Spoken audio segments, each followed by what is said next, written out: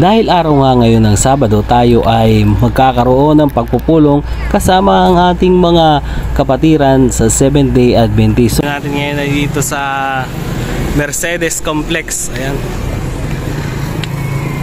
Mercedes Complex. So napakarami ng mga kapatid na nanggaling sa iba't ibang bayan dito sa Camarines Norte.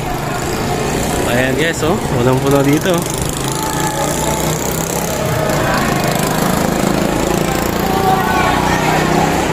Ayan, dito yung mga kabataan.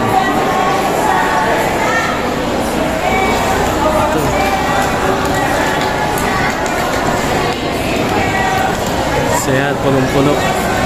Sa pagkakataon nga ito ay nagkakaroon ng lesson review at nagkakaroon din ng pag-aaral sa banal na kasulatan. So ayan guys, nakikita nyo dito ang ating kapatid na siyang nangunguna sa pag-aaral ng lesson. Ayan, si Brother Gerson Orbi.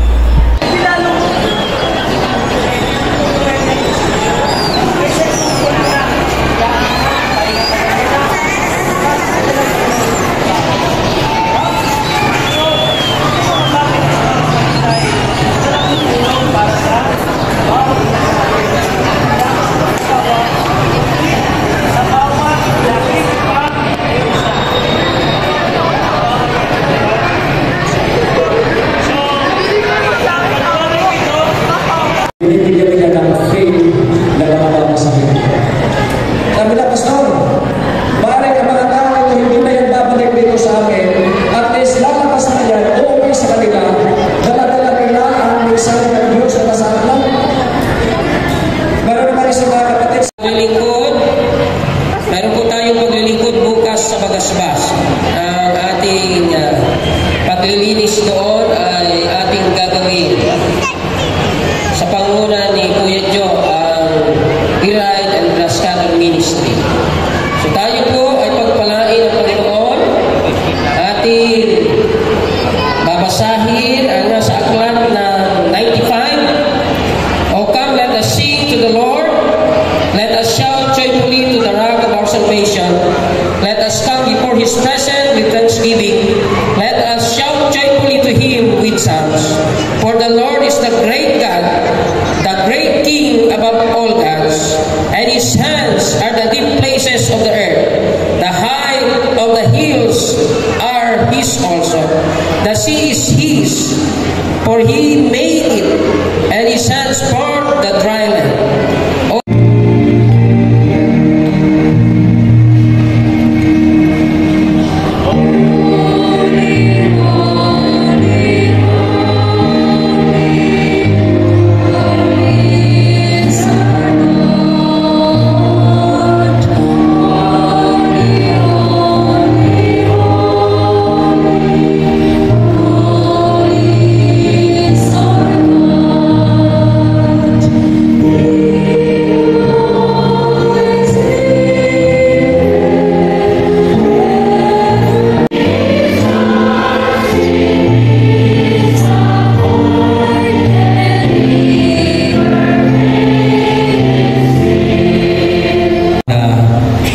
Sa mga langit ang inyong banal na luklukan.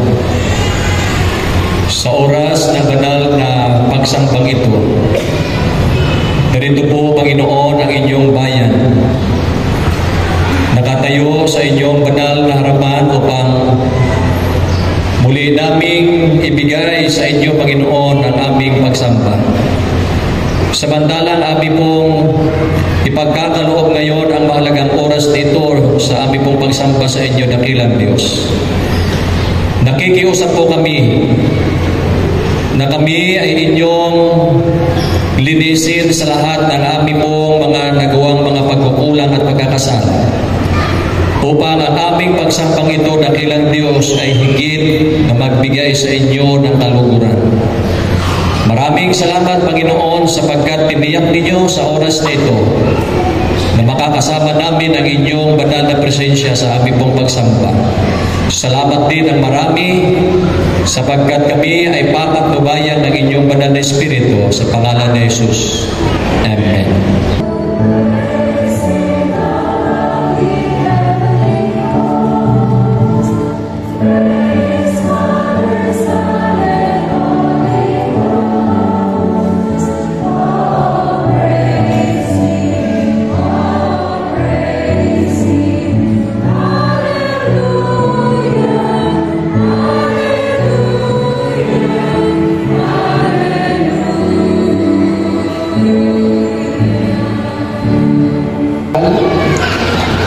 Tuloy niyo ako sa pagbasa sa aklat ng Deuteronomy, chapter 8, verse 18. Yung din po pinasa kanina ng ating kapatid. Sabi po dito, kundi iyong alalahanin ang Panginoon mong Diyos, sapagkat Siya ang nagbigay sa iyo ng kapangyarihan upang magkaroon ka ng kayamanan, upang Kanyang mapagtibayin ang Kanyang tipan na Kanyang isinumpa sa iyo o sa iyong mga magulang, gaya nga sa araw na ito. Ako munang ipapakilala siya sa inyo, bagaman alam ko po na kilala niyo na siya. Sapagkat siya po ay naglingkod bilang pastor dito sa Camarines Norte at sa iba't ibang lugar pa dito sa Bicol for more than 20 years. Mga kapatid? At siya po ay merong 3 anak, si Harvey, si Shane at si Kenny. At merong nag-iisang magandang asawa, si Mrs. Hanani Hill, na ngayon po ay patuloy nating ipanalangin sa fast recovery.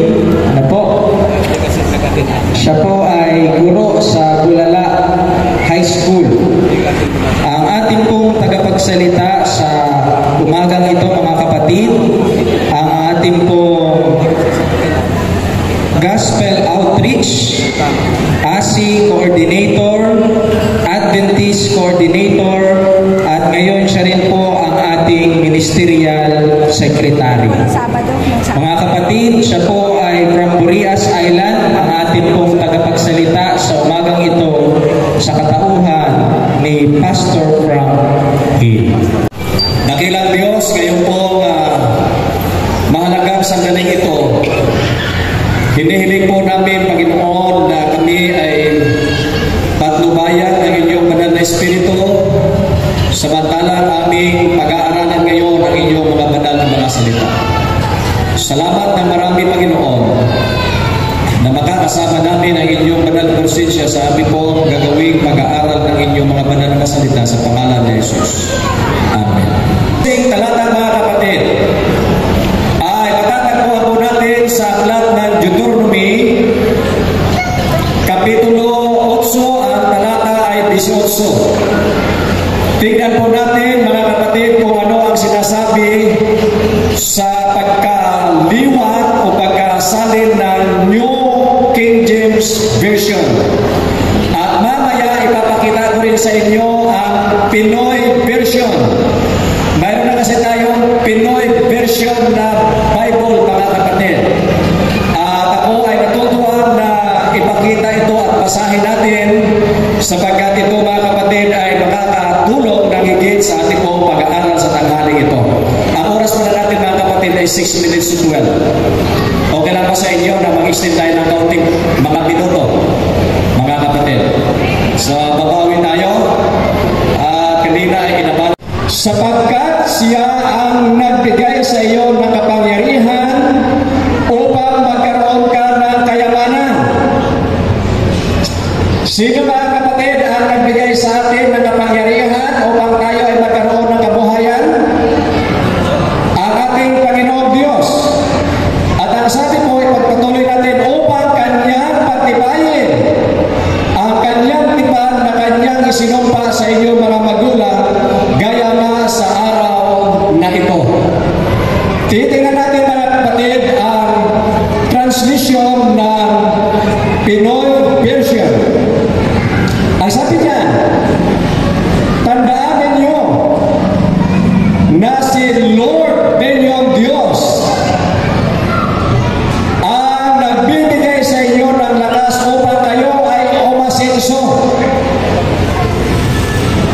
Doon po sa King James Version, sinabi doon, mga kapatid, ay alalahanin natin ang Panginoon sapagkat siya ang nagbibigay sa inyo ng lakas upang kayo ay magkaroon ng kayamanan.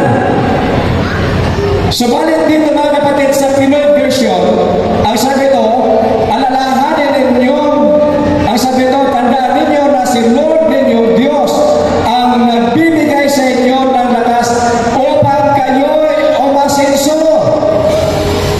Kasi, ang sabi ito,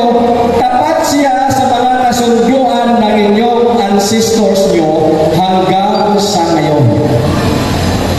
Kayo ay pinahintulutan ng Panginoon, mga kapatid, na magpagawa kayo o magagawa kayo ng isang malaking bahay. Dahil alam ng Panginoon sa namin na kaya ninyo itong malasiwaan.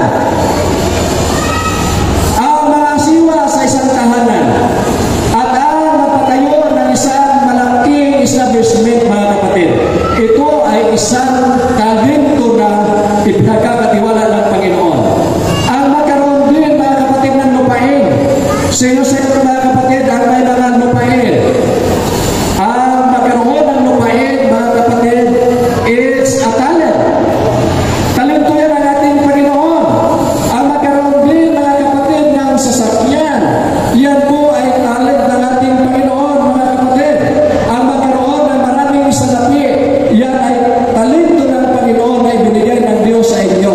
Kaya po marami po sa inyo ang nangarap na yumaman, nangarap na hindi nagkaroon ng pagkakataon na makahawak ng maraming salapi.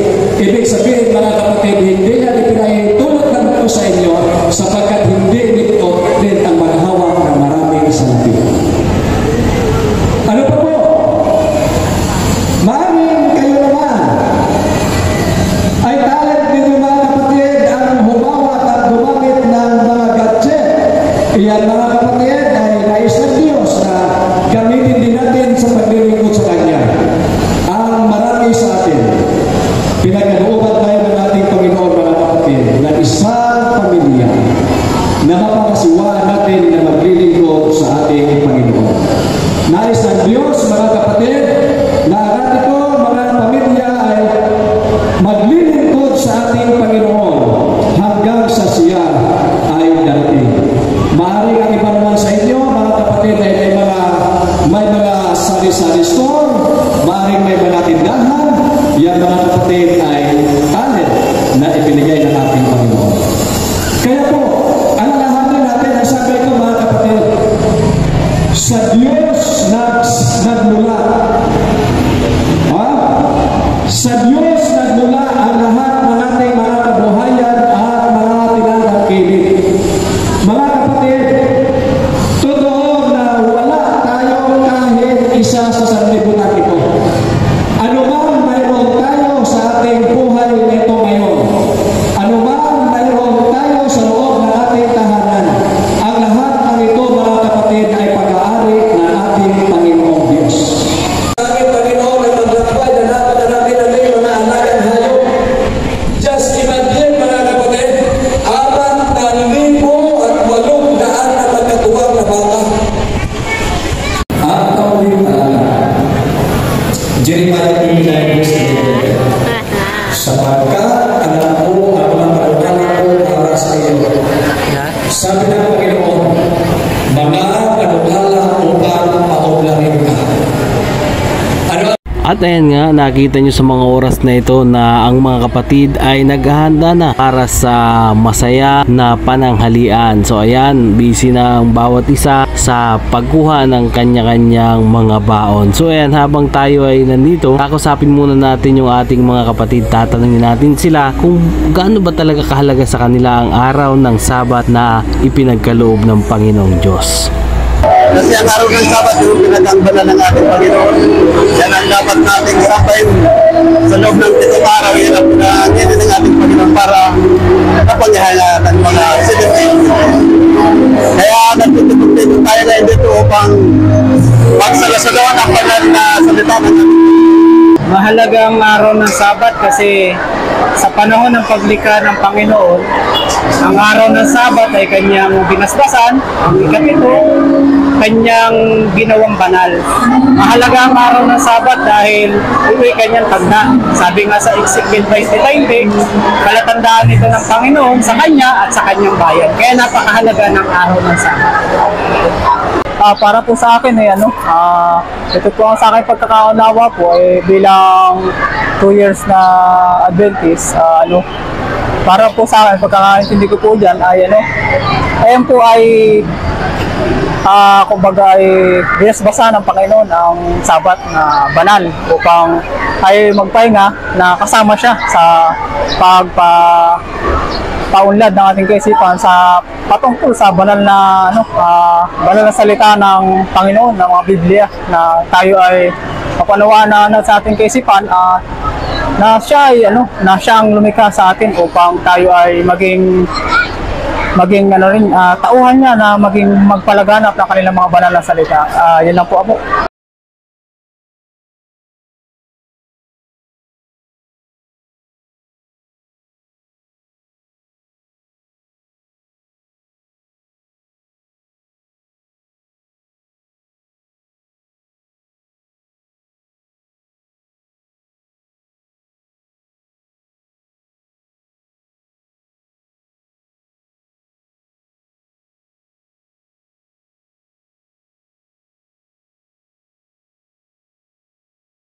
Kayo mga kapatid? Kumusta po kayo mga kapatid? Amen. Tunay na tayo po ay pinagpala ngayong araw nito sapagkat ang ASI Ministry ay ating po mabibigyan ng panahon na nakakalungkot. Ngayon lang nakarating sa Camarines Norte. Pero ang magandang balita, at least nakarating. Diba? At least nakarating. Ito po yung ating, imagine, 1904 pa ang ASI. Pero 2024, nakarating. At least nakarating. Diba? At least nakarating mga kapatid.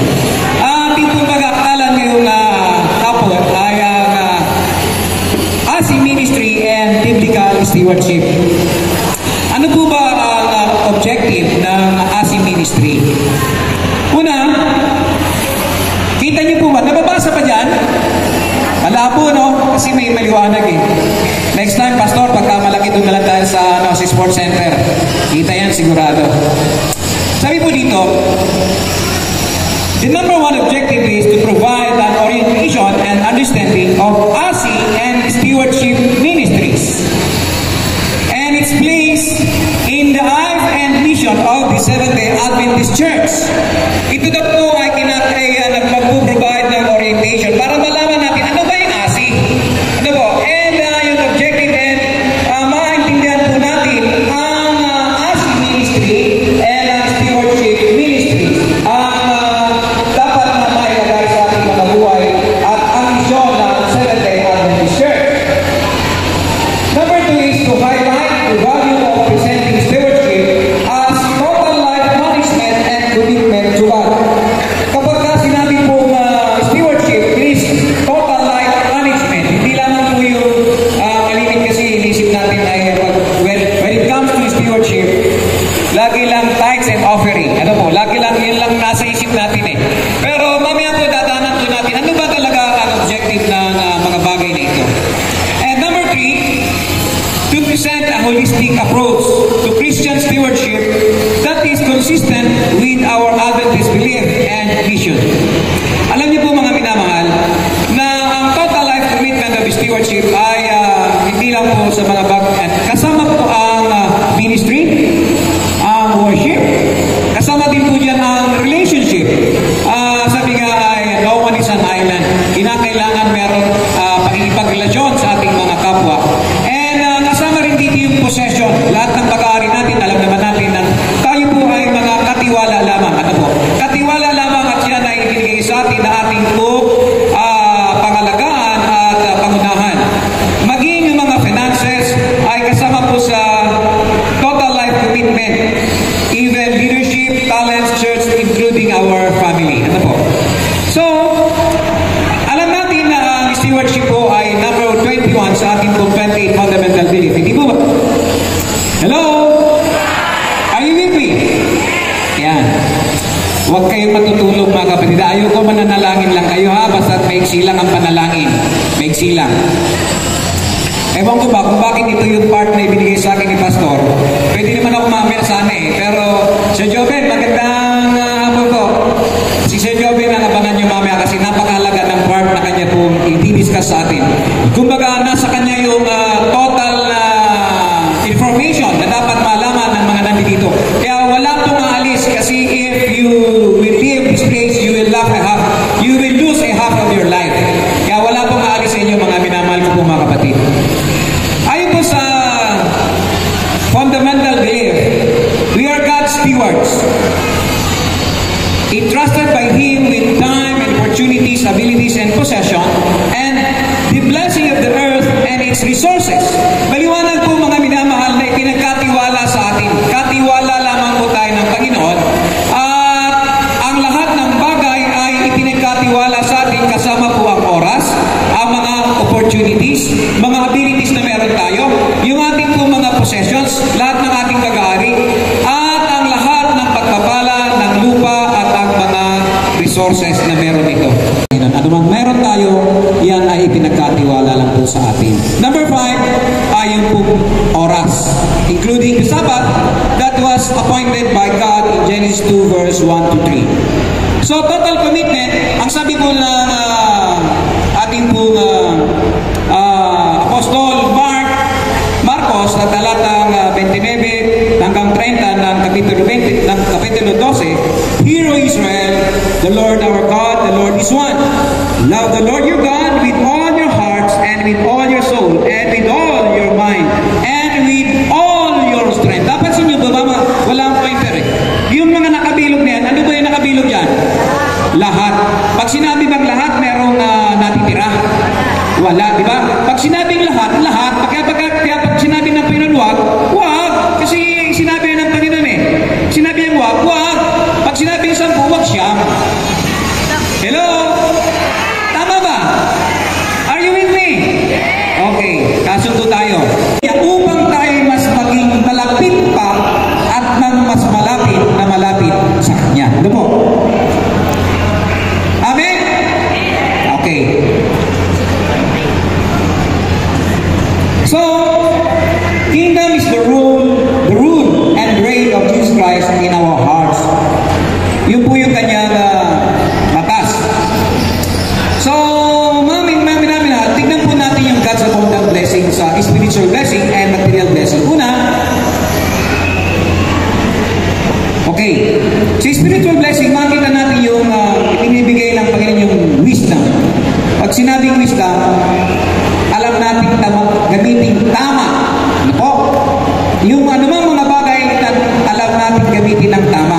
Yung may mga kalaman na hindi natin ginagamit sa tama ay hindi wisdom yun. No, hindi wisdom. Pagka wisdom, sa tama ginagamit. Ano po? Sabi mo dito, matanggap natin ang spiritual blessing, magkakaroon po tayo ng peace of mind, magkakaroon po tayo ng kapatawaran. And syempre, pagka meron ng kanyang mga bagay, masaya tayo, hindi po ba? Masaya tayo. And syempre, ibinibigay ng Panginoon yung good health and healing. Yung mga pagsubok ay spiritual blessing din pala. Hello? Pinasasalamatan niyo po ba yung mga problema? Kayo, parang mahina. Pinasasalamatan niyo ba yung mga problema? Dapat pasalamatan natin kasi sabi ni Santiago, yung problema, yung mga trials natin dinadaanan, yun yung nagpapatatag sa atin at mas lalo pa tayo naging malakas sa pananalig sa Kanya sapagkat kung kailan meron mga problema, yun naman pastor yung lalo tayo lumalapit. Ang problema lang, kapag may problema lang tayo, lumalapit sa Panginoon. Hello? Tama ba? Kaya dapat huwag natin kalilimutan na yung problema ay pagpapaktapo galing sa Panginoon. Siyempre, insecurity, yung church. Kaya dapat meron tayong unity sa loob ng ating simbahan.